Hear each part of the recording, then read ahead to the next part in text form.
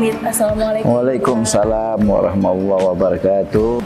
Baik Pak, kira-kira gimana nih Pak sejarah mengenai masjid ini bisa diceritakan Pak? Baik, Masjid Habib Ahmad Al-Kab ini masjid yang dulunya hanya ada di Tanjung Selor yang diwakafi oleh yang namanya.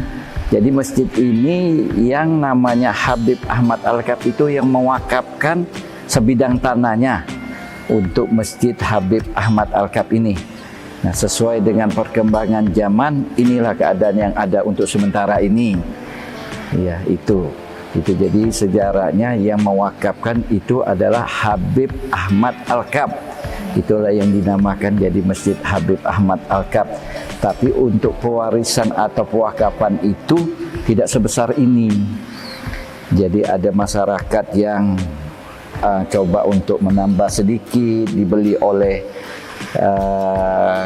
keuangan masjid itu sendiri. Ya tidak sebesar ini waktu zaman dulunya. Yaitu sekilas awal mula Masjid Habib Ahmad Al-Kab.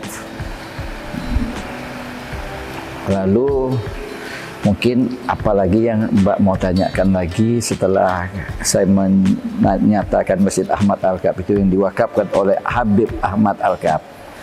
Nah begini Pak, kalau saya pernah dengar bahwa masjid ini merupakan masjid pertama yang ada di Tanjung Selor ya Pak ya. Apakah itu benar Pak? Sebenarnya itu benar. Tapi kan ini dulu masjid ini yang tertua itu adalah Masjid Kerajaan Tanjung Palas. Tapi untuk wilayah Tanjung Selor, satu-satunya masjid hanya Masjid Habib Ahmad Al-Kab itu. Itu memang benar. Kejadiannya masjid ini bukan di sini tempatnya dulu, di pinggir sungai. Oh, jadi pindah gitu. Pindah, karena ini wakaf masjidnya ini tanahnya mulai dari pinggir sungai sana sampai ke jalan ini Es Parman. Itu dulu batas masjidnya dulu.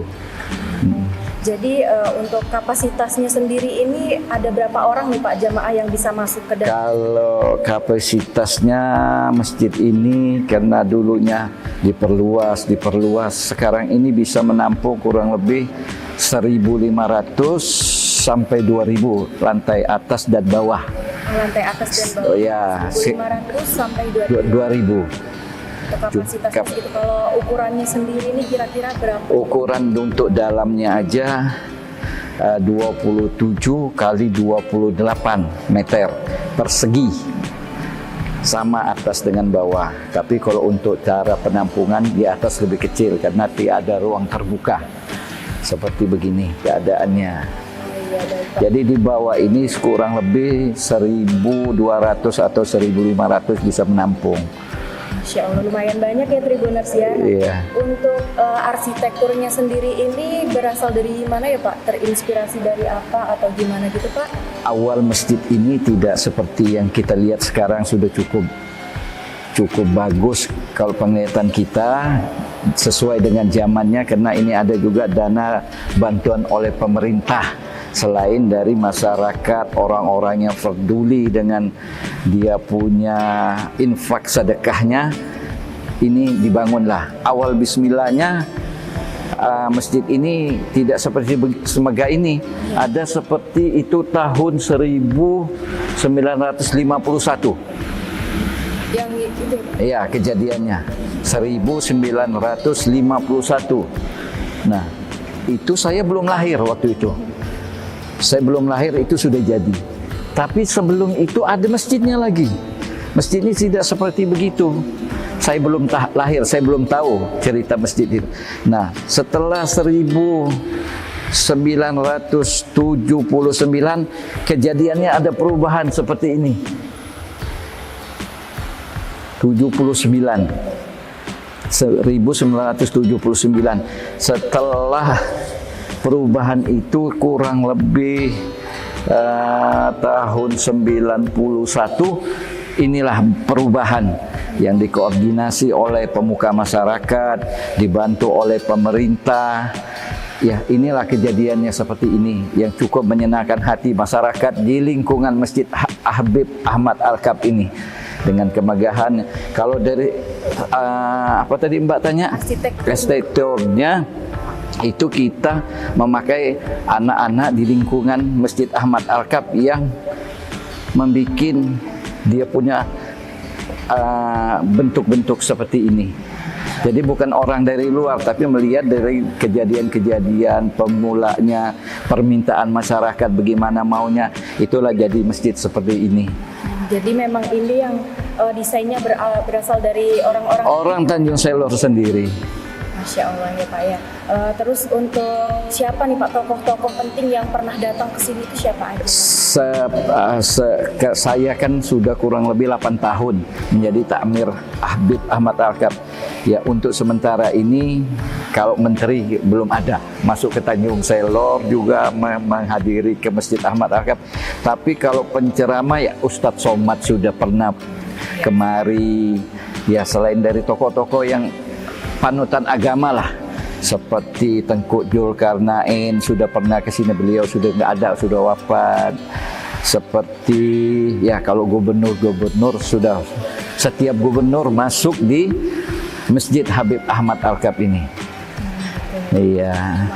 Nah, selain untuk beribadah nih Pak, kira-kira masjid ini biasa digunakan untuk apa aja nih Pak? Kalau Masjid Habib Ahmad Alkaf ini, kalau untuk dari program-program yang ada di lingkungan Masjid Ahmad Alkaf seperti Hafiz Quran ada di belakang, pengajian rutin ibu-ibu juga ada.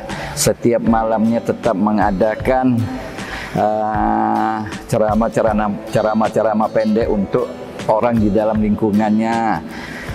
Kalau yang dari kegiatan-kegiatan keluar sering dipakai oleh majelis taklim seperti ibu-ibu meminjam, seperti ada kegiatan-kegiatan masalah infak dan sedekah juga dibahas di sini.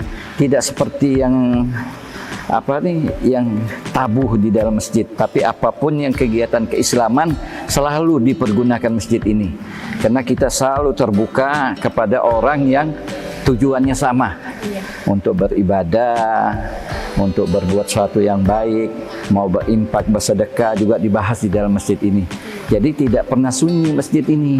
Nah, alhamdulillah orang-orang yang sudah pernah masuk ke masjid ini kepengen mau kembali lagi, karena merasa kenyamanan, kebebasan untuk beribadah, berbuat sesuatu yang terbaik untuk masjid juga, untuk lingkungan masyarakat, semua kita terima. Ya. Jadi mungkin itu sekilas tentang Masjid Jami Alkaf ini ya. Ada juga taklim yang sudah disebutkan oleh Bapak Haji Hamid tadi ya Pak ya. Mungkin ada yang mau disampaikan Pak? Iya, kalau mau disampaikan untuk kemakmuran masjid ini banyak sih Mbak. Namanya juga kita lihat perkembangan. Kami juga sangat terbatas dengan keadaan keuangan. Nah, kami juga membutuhkan ya macam-macam lah yang kekurangan di dalam masjid ini. Seperti orang sudah ada video atau apa itu. Nah, kita juga belum punya. Kami juga kepingin. Tapi dengan keterbatasan ya mungkin ada orang donatur-donatur yang berkelebihan, yang kepingin menyumbang segala sesuatunya untuk kemakmuran masjid ini, untuk dia juga dapat beribadah dengan baik. Dan orang-orang di dalam ini menjadi orang yang senang beribadah, yaitu harapan kami semuanya. Terutama saya sebagai ketua masjid atau takmir Masjid Ahmad Alkaf sangat membutuhkan hal-hal yang begitu, spot-spot dari yang luar maupun yang dari mana. Mungkin itu aja Mbak. Baik, terima kasih atas waktunya ya. Terima kasih, terima kasih. Semoga kita ketemu lagi Mbak. Amin. Iya. Jadi Tribuners, itu tadi adalah penjelasan dari Bapak Hamid yang merupakan takmir masjid ini.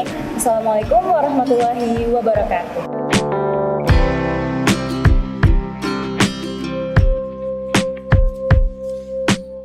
Terima kasih sudah nonton. Jangan lupa like, subscribe, dan